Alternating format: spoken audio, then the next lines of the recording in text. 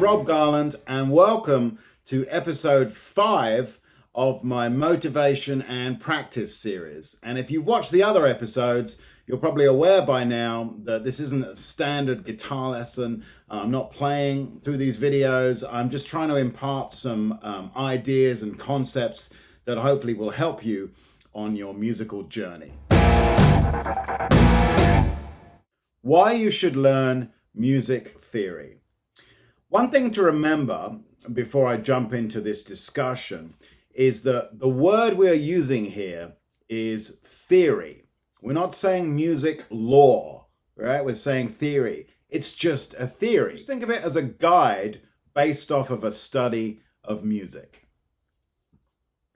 Now, I remember when I was starting out playing in rock bands in my little seaside town in the UK, and there was this attitude that I would hear from musicians around the town, local young players, that music theory was kind of a negative thing and it could take the spontaneity and the fire out of your playing. For many, many years, I played in bands having no idea whatsoever what I was doing. It was purely by ear. I couldn't even tell you in some cases what chords I was playing, right? But as time went on and I started to play with more experienced older musicians, I started to realize that I had limitations. I was becoming aware that these other musicians could communicate on a level that I couldn't. They were more versatile. And I realized that this idea that music theory is somehow hinders creativity and spontaneity is absolute nonsense, okay? When you understand music theory, you can use it as a guide. You can pick and choose what you want from it. It improves your confidence, which, for improvisation and actually for pretty much everything in life, you need to improve your confidence to excel at it, right? So there's really no negative that I can think of from learning music theory. Now, music is a language. If you think of it in the same terms you might think of a spoken language. So let's say, for example, if you want to speak French, you can't just pick up a few random phrases from the internet and try to string them together and actually sound like you live in France, You need to gain an understanding of the context, sentence structure, and so on, right? Unless, you want to end up speaking French like I do, où est le jardin, le fromage, avec un chocolat sur la table. And that's as far as it goes. So once you understand the vocabulary of a spoken language, you can then choose to substitute slang words, regional slang. I've got a lot of those, but I won't get into that here. Slang words, you can write the language in shorthand. None of this would make sense if you didn't understand the overall form of the language to begin with. You can't substitute slang words and shorthand if you don't understand what it is you're taking them from, right? So in the same way that when you use slang, you are ignoring the conventional rules of your spoken language. When it comes to music theory, once you understand those rules, you can choose to ignore them. You can choose to substitute. You can choose to go your own way. But it's kind of that thing where if we're going to break the rules, we should probably understand what they are first. And then that gives us a lot more of a deeper understanding of why we're breaking them in the first place, So sometimes I hear students say things like, yeah, but Jeff Beck and probably Jimi Hendrix didn't understand any music theory and they did just fine. That is true. However, very few mortals have the ear that players like Jeff Beck and Jimi Hendrix had, right? That's the first thing. And then the more practical comeback on that argument is, they already had careers. Jeff Beck's career is doing just fine, right? But you and I are in the music industry now, and if we want to interact with other musicians and navigate the music business, no harm's going to come from increasing your knowledge. You know, you will get to a point where if you have no music theory knowledge whatsoever, you're going to find it difficult to communicate with another musician. That's just absolutely going to happen. And at that point, you know, the group that you're trying to communicate with may call somebody else who they can have that common language with. All right. So there are practical, financial benefits to understanding music theory. So let's talk about communicating with other musicians. Now, I'm sure many of you, like me, over the years have played, you know, what's come to be known as casuals, meaning, you know, wedding gigs or corporate gigs or one-off gigs. And it's not unusual in these situations for you to turn up and be playing with a group of musicians you've never met, okay?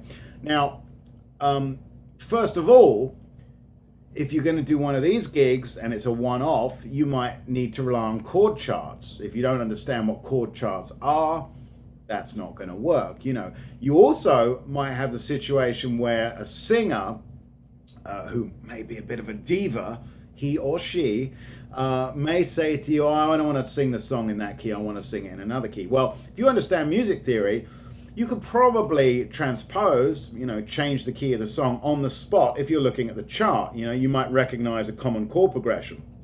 Oh, it's a 1, 6, 2, 5 in A. I'll just change that to whatever key they want to do it in, you know. So, you know, transposing on the fly, understanding chord charts is another benefit of developing your music theory knowledge.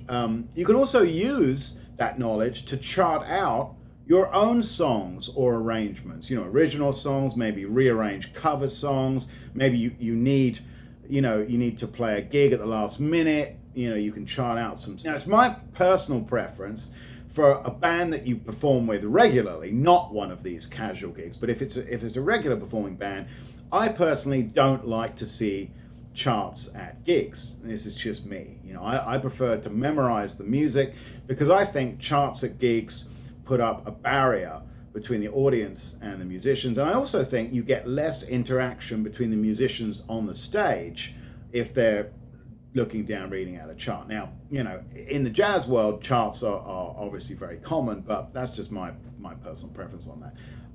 But anyway, you know, you can't really say learning how to read charts and learning how to communicate with this language does you any kind of disservice. Music theory can also help you break out of a rut. Now, this could be a creative rut or an improvisation rut or whatever, you know.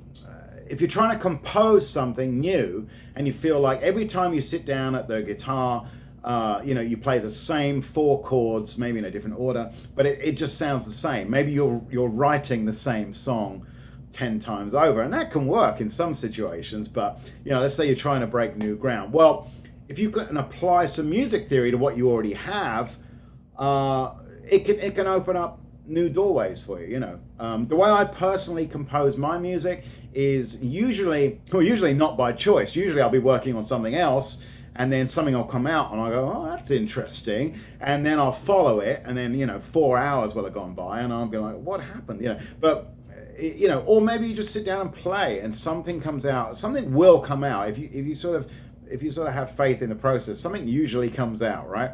And then once that comes out, and when I'm doing that, I'm giving it no thought whatsoever. So once an idea or a riff or a chord progression or whatever it is tumbles out, you know, makes its presence felt, then, and that whole time, I'm not applying any music theory. I'm not thinking about what's coming out. I'm treating the guitar like I did when I was 15, which is I've just picked it up and I'm playing and I'm just hearing what things sound like, right? Once that comes out in its sort of pure form, if you like, then I might apply some music theory to it. Then I'll look at the chords and I'll go, okay, is there a key center here? What key or keys am I in? Well, maybe this section would go well with this section, but in order to get from one to the other, I need a bridge chord. You know, I need a way to get from one to the other. Maybe I put a 2 chord in front of a 5 chord, and a 5 chord takes me to a 1. Maybe I'll go from a major key to the parallel minor and choose a key from that. Maybe I'll use a common substitution, like the 3 chord for the 1 chord, or the 6 chord for the 1 chord, or a tritone substitution. You know, you get the point. There are all these options and ideas you can draw from. And if you know your diatonic keys, you know immediately some of the other chords that are going to sound nice in that context. So it immediately gives you options, right? And the ear takes you to that initial creativity place where you get something you really like, and then you can apply some of this knowledge as a guide, right? Remember, you're just using it as a guide. It's a theory. It may work, it may not. Okay. And then if I'm going to improvise over a section in a song, you know, it's nice to be able to apply some theory to give me options. You know, okay, so what are the chords? What are the chord tones? You know, is there a scale that I can kind of put around those? You know, where are the arpeggios? Where's it going? You know, all this kind of thing. And it's like, do I want to create tension? Do I want to bring in like an altered sound or a diminished sound? Is it a dominant chord? You know, on and on it goes. And then what I might do is, for that section, I might write down a bunch of options and then just kind of have them, you know, floating around in the back of my mind. And then I'll bounce a track of that section and just start improvising over it for a while. Maybe try those things separately. And then maybe whatever ends up being the melody or the solo may use some of those ideas. It may not. It may just be something you hear, you know. But the point is, I'm trying to express to you how I'm still keeping my ears very open while I'm bringing these theory ideas in. I think that's an important point that gets missed, you know, in these kind of discussions. Understanding what's underneath a great song can give you a greater appreciation of the craft of songwriting, you know, or improvisation, you know. And so when it comes to composing or improvising, I think it's pretty exciting to be able to take a well-known melody or a well-known chord progression and reharmonize it, make it your own, put your own spin on it by applying some music theory. So let's circle back to what I said at the beginning. Does learning music theory somehow inhibit passionate, spontaneous creativity? My answer is no. In fact, it's quite the opposite, because with a knowledge of an understanding of the chords you're playing over and the context, you actually have more options and more ways to express yourself. So actually, that widens the creative palette, doesn't it? You know, you're freer if you know more, right? And if it sounds like, okay, so sometimes people say, well, yeah, but when I apply this scale to this piece of music, it just sounds like I'm playing a scale. Well, that just means you haven't learnt the scale well enough yet. You haven't internalized the notes that are available to you in that scale, right? Because once the scale becomes part of your toolbox, you never think of it as a scale again. You know, it becomes just some colors that you can draw from to create a melody you might hear in your head. So if what you're playing sounds like a scale, you haven't worked on it long enough, all right? So the best advice I can give you, this whole kind of debate, is to learn in the practice room, okay? When you're in the practice room, take in as much music theory as you can, apply it when you can, right? You know, think things through, be analytical. Then, when you go to a gig or a rehearsal or a jam session, or maybe you want to improvise over some backing tracks, switch your mind into performance mode. And I'm going to talk about that in next week's video. But switch your mind into performance mode and leave all of that theory behind. Don't think about it, you know. Go to the gig and just play and trust and have confidence that you've built a solid foundation. Okay, now it's not always going to be the case. You know, I have plenty of gigs where after the gig I'm like, you know, but that just inspires me then to go home and revisit those options that I spoke about, you know, and maybe some of those options I haven't internalized well enough. I haven't put enough work in so that I'm freer for that stuff to come out at the next gig, you know. I find it inspiring. I also usually play the best when I'm completely exhausted, not thinking, usually when there's 2 people in the audience. You know, it's a strange thing. But if I hadn't spent the time practicing and absorbing the raw materials would be lacking and that stuff wouldn't come out. So music theory is a theory, use it as a guide. There is one law of the music universe that I believe in, and only one. And well, I guess two, because I would also include there are no wrong notes, because context is everything. But the big one is, if it sounds good, it is good. Thank you so much for watching, and I'll see you next week for part 6. Now go play your guitar and learn some music theory.